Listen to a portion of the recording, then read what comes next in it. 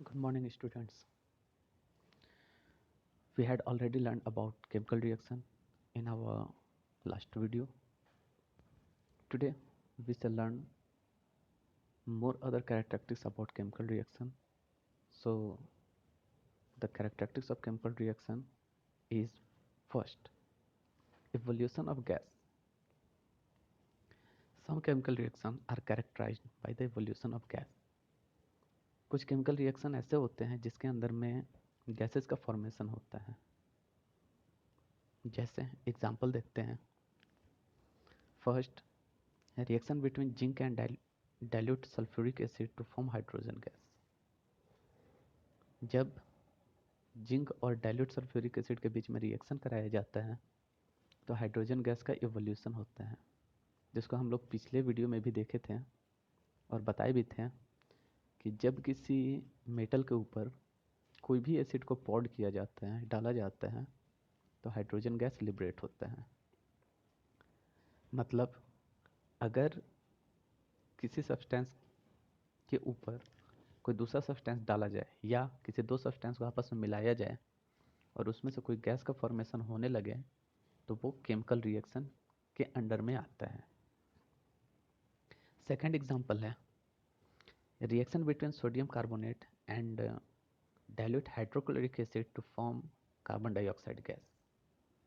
जब sodium carbonate और dilute hydrochloric acid को आपस में रिएक्ट कराया जाता है तो कार्बन डाइऑक्साइड गैस का फॉर्मेशन होता है.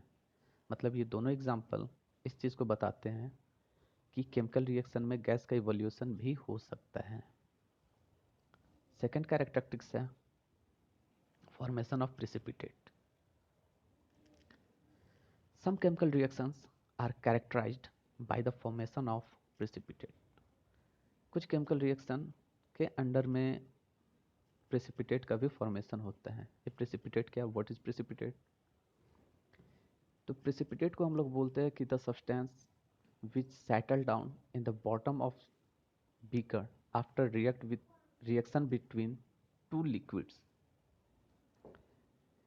जब किसी दो लिक्विड्स को आपस में रिएक्शन कराते हैं और कोई सॉलिड सब्सटेंस उसके बॉटम में जाकर के बैठ जाता है तो उसे प्रेसिपिटेट कहते हैं.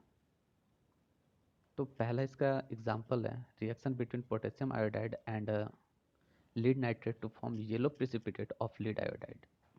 जब पोटेशियम आयोडाइड और लीड नाइट्रेट ये दोनों लिक्विड है, इन दोनों को आपस में रिएक्शन कराया जाता है तो एक वाइट कलर का सॉलिड सब्सटेंस बॉटम में जाकर के बैठ जाता है जो लीड आयोडाइड होता है. तो ये लीड आयोडाइड प्रेसिपिटेट हो गया. सेकेंड एग्जांपल है reaction between sulphuric acid and barium chloride to form white precipitate of barium sulphate. जब सल्फ्यूरिक एसिड और बेरियम क्लोराइड को आपस में रिएक्शन कराया जाता है, ये दोनों भी लिक्विड हैं, तो एक वाइट कलर का सब्सटेंस जो बेरियम सल्फेट होता है ये बॉटम में जाकर के बैठ जाता है, दैट इज जब प्रेसिपिटेट हो जाता है. तो प्रेसिपिटेट का फॉर्मेशन भी केमिकल रिएक्शन का ही कैरेक्टरिस्टिक्स है. थर्ड है change in colour. Some chemical reaction are characterised by change in colour.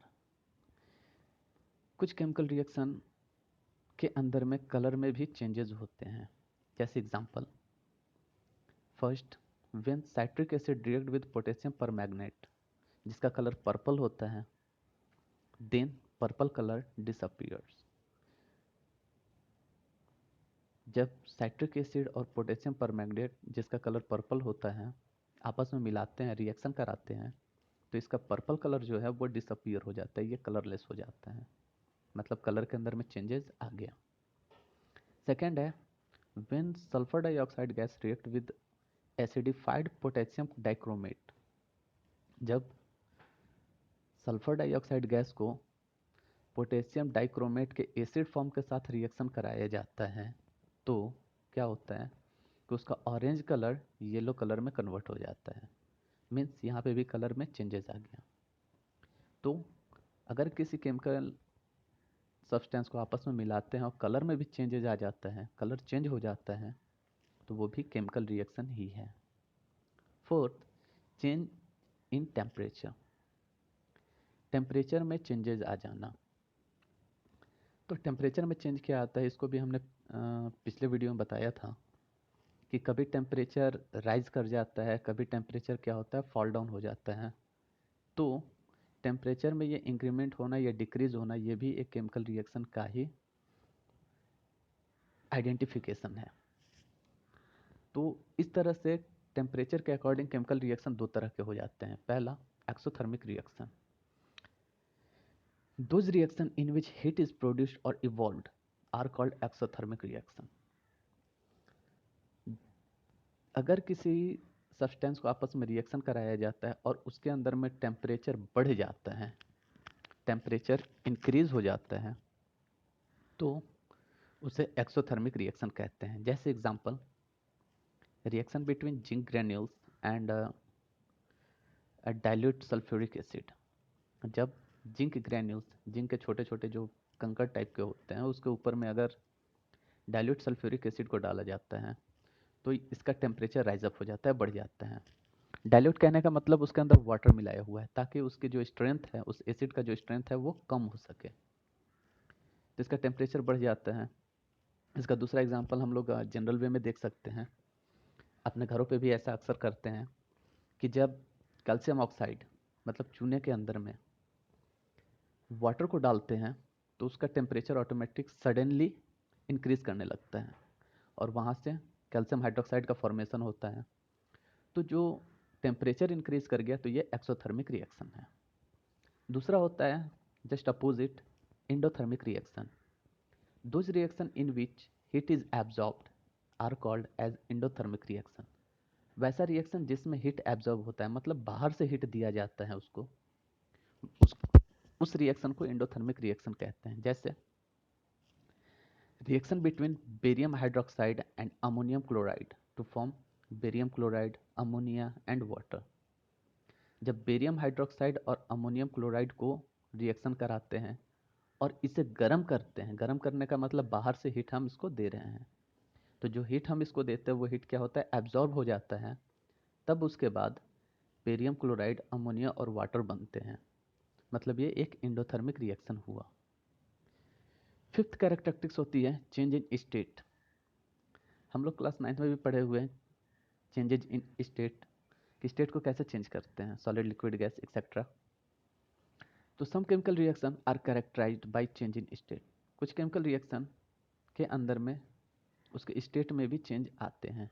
जैसे example, when wax, wax solid form में है, उसे क्या करते हैं कि व्हेन वैक्स इज बर्न्ड, जब वैक्स को जलाया जाता है, then water in liquid form and carbon dioxide in gases form are formed.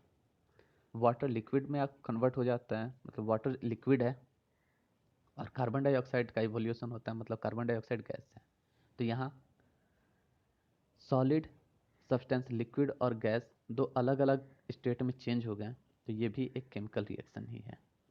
तो यहाँ तक हम लोग जाने कि